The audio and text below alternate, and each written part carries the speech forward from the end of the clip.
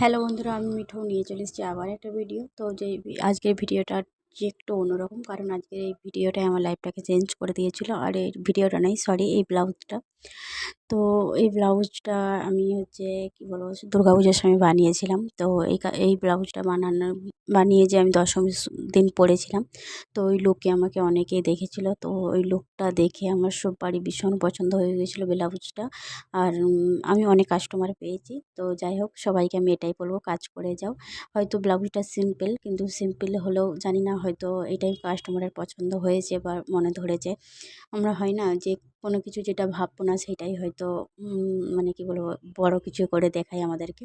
তো যাই হোক, এই ব্লাউজটা আমি করেছিলাম মানে দেখতে পাচ্ছ, পেছনটা একদম ডিপ করেছিলাম আর সামনেটা একটু লেস দিয়ে দিয়েছিলাম। তো লেস দেওয়ার জন্য ব্লাউজটা আরও সুন্দর খেলেছে। আর যেহেতু প্রিন্সেস কাট ছিল, পাইপিং দিয়েছি ব্লাউজটাকে, মানে একদম